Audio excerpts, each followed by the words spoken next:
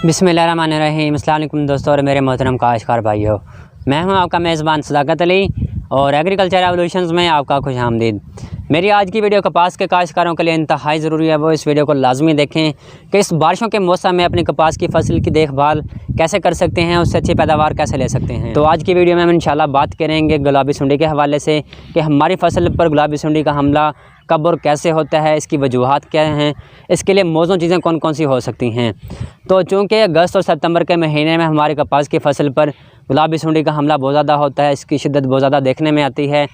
तो इस हवाले से चूँकि पिछले दिनों में बारिशें भी बहुत हुई हैं, बारिशों की वजह से जो दर्जा हरारत है वो भी कम हो चुका है।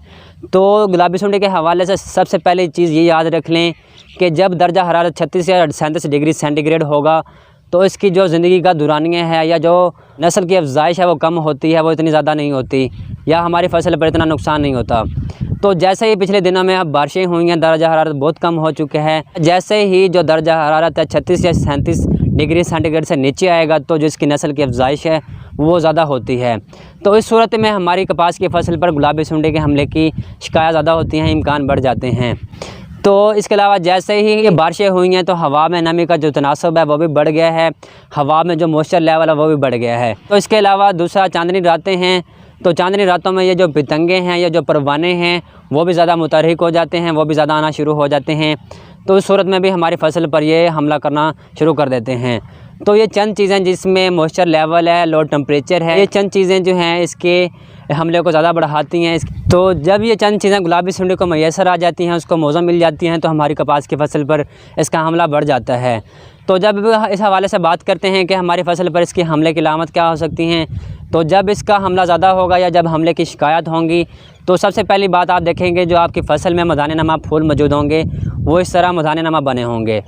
तो इसके हमले की लामत है वो उस मदानी नमा फूल में मौजूद होगी। इसके अलावा यही इसकी लामत है कि इससे आप इसकी पहचान कर सकते हैं, लेकिन टिंडों में इसकी आप पहचान नहीं कर सकते। इसका जो परवाना है टिंडों पर, डोरियों पर या पत्तों पर या फूलों पर ये अंडे देती हैं। अंडे देने के बाद वहाँ से बच्चे निकलते हैं, बच्चे वहाँ से जब निकलेंगे तो वो टिंडों में या इन फूलों में चले जाते हैं, टिंडों में सुराख करके वहाँ पे जो अंदर का रेशा है, मादा है, उसको ख़राब करती हैं। तो टिंडे में इसकी पहचान करना बहुत मुश्किल हो जाता है। ये तभी पता चलता है जब वहाँ से सुराख करके बाहर आता है। तो इस सूरत में जब मदानी नमा फूल होंगे या वहाँ पे जो हमारे टिंडे होंगे मुतासर हुए होंगे, वहाँ पे सुराख होंगे, तो आपको पता चल जाएगा कि आपकी फसल में गुलाबी सुंडी का हमला है। तो इसके लिए इंतहाई ज़रूरी है कि इस पैदावारी मराहिल पर अपनी कपास की फसल की देखभाल की जाए। तो चूँकि इस वक्त हमारी कपास की फसल इंतहाई निगहदाश्त के मराहिल में है, इंतहाई पैदावारी मराहिल में है, इसी महीने में अगर इसकी देखभाल कर लेंगे तो हमें 80 से 90% जो पैदावार है वो मिल जाती है। वो यकीनन तकरीबन 80 से 90% जो पैदावार के इम्कान है वो बढ़ जाते हैं, पैदावार मिल जाती है। तो अब बात आती है कि इसको किन तरीक़ों से रोका जा सकता है। अगर इसका हमला हो जाए या हमला करने से पहले इसके लिए क्या क्या सिफारिशात कर सकते हैं ताकि जो हमारी कपास की फसल है वह मुतासिर ना हो और इससे हम अच्छी पैदावार ले सकें। इस हवाले से चंद चीज़ें हैं। सबसे पहले बात कर लेते हैं जिनसी फंदे की, जिसे हम सेक्स फेरोमोन ट्रैप्स कहते हैं। वो अगर हम 5 या 6 एकड़ पर एक लगा देते हैं तो वो उस सूरत में इस चीज़ की यकीन दहानी हो जाएगी कि हमें पता चलेगा कि आया हमारी कपास की फसल पर इसका हमला है या नहीं। गुलाबी सुंडी के लिए जो हम जिनसी फंदे इस्तेमाल करते हैं उसमें ये होता है कि एक डब्बा मौजूद होता है, डब्बे में हम कैप्सूल लगाते हैं।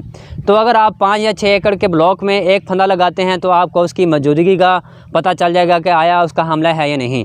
जिनसी फंदे आपको मार्केट में ईज़िली मिल जाएंगे, आपको आसानी से दस्तयाब हो जाएंगे, वो आप ले सकते हैं। ये तकरीबन आपको 150 या 200 में एक डब्बा पड़ जाएगा, वो आप इस्तेमाल करते हुए गुलाबी सुंडी का तदरा कर सकते हैं।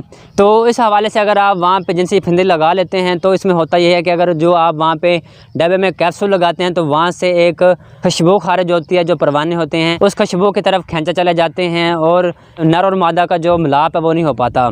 तो इस सूरत में आपकी जो फसल है वो बच जाती है। इस तरह अगर आप बड़े पैमाने पर तकरीबन 1 एकड़ में 5 या 6 जो जिनसी फंदे वो लगा लेते हैं तो इससे बच जाते हैं। तो जिनसी फंदे उस सूरत में ज़्यादा इफेक्टिव होंगे, उस वक्त ज़्यादा असर देंगे जब आपके साथ वाले काश्तकार भी इसको लगाएंगे। अगर आप इस तरह नहीं कर सकते तो इसके लिए चंद कीमियाई ज़हर हैं, इसके कम्बिनेशन इस्तेमाल किए जाते हैं जो मुख्तलिफ़ कंपनी के पास मुख्तलिफ नामों से मौजूद होते हैं। इसके कम्बिनेशन मार्केट में मौजूद हैं, जिसके हवाले से हम पहले ही पिछली वीडियोज़ में बात कर चुके हैं कि आप कौन कौन से ज़हर इस्तेमाल करते हुए इनको कंट्रोल कर सकते हैं। इसके लिए मुख्तलिफ कम्बिनेशन है, जिसमें सबसे पहला गैमा साइक्लोथ्रिन है। ये आप तकरीबन 100 मिलीलीटर फ़ी एकड़ के हिसाब से इस्तेमाल कर सकते हैं। इसके अलावा मुख्तलिफ़ कम्बिनेशन और भी मौजूद है, जिसमें बाइफेंथ्रिन आप इस्तेमाल कर सकते हैं। बाइफेंथ्रिन की आपने 330 मिलीलीटर फ़ी एकड़ के हिसाब से मिकदार इस्तेमाल करनी है। ये आपको मुख्तलिफ़ कंपनी के पास मुख्तलिफ़ नामों से मिलेगी। इसके अलावा क्लोरांट्रॉन लिरिप्रोल है, वो आप 50 ml फ़ी एकड़ के हिसाब से इस्तेमाल कर सकते हैं। इसी तरह आप प्रोफिनोफास और साइपरमेथ्रिन का कम्बिनेशन है, वो आप इस्तेमाल कर सकते हैं। इसके अलावा और भी मुख्तलिफ़ कम्बिनेशन मार्केट में मौजूद होते हैं, वो आप ज़राई माहिरीन से मशवरा करते हुए या ये जो मैंने बताया वो आप इस्तेमाल करते हुए इसका तदराक कर सकते हैं। और इसके अलावा इसके तदराक के लिए एक बात याद रख लें कि जब आपने इसका तदराक करने के लिए मुख्तलिफ़ केमियाई तरीक़ों का इस्तेमाल करना है, तो सबसे पहले बात ये याद रखनी है कि आपने एक ही किस्म के जो ग्रुप हैं ज़हरों को वो इस्तेमाल नहीं करने हैं। हर दफ़ा तब्दील करके ही जो ज़हरों का इस्तेमाल है वो आपने करना है, ताकि आपको अच्छे नताइज मिलें। अगर एक बार एक ही ज़हर का इस्तेमाल करेंगे तो आपको अच्छे नतीजे नहीं मिलेंगे। तो ये थी चंद चीज़ें कि बारिशों के मौसम में या अगस्त और सितंबर के महीने में हमने गुलाबी सुंडी का तदराक कैसे करना है, अपनी फ़सल की देखभाल कैसे करनी है। चूँकि इस वक्त हमारी फ़सल जो है इंतहाई नगदाश के मराहिल में होती है, पैदावारी मराहिल में होती है। इसी महीने में अगर हम इसकी अच्छी देखभाल कर लेते हैं तो तकरीबन हमारी जो पैदावार के चांसेस होते हैं, इम्कान होते हैं, वो बढ़ जाते हैं। तो उस हवाले से हमारे काश्तकार भाइयों को चाहिए कि अपनी फ़सल का मुशाहिदा ज़रूर करें, चक्कर ज़रूर लगाएँ, मुआयना करें कि किसी तरह का कोई मसला तो नहीं है। तो उस हवाले से इन चीज़ों को मद्देनज़र रखते हुए गुलाबी सुंडी का तदराक कर सकते हैं, अच्छी पैदावार ले सकते हैं। तो उम्मीद करता हूँ मेरी आज की वीडियो आपको पसंद आई होगी, और अगर पसंद आई है तो इसको लाइक भी करें, शेयर भी करें, और हमारे चैनल एग्रीकल्चर रेवोल्यूशंस को भी सब्सक्राइब करें, ताकि हमारी हौसला अफजाई भी हो और आने वाली मज़ीद ऐसी वीडियोज़ आप तक पहुँचती रहें। तो इसी के साथ मुझे इजाज़त दें। अल्लाह हाफ़िज़।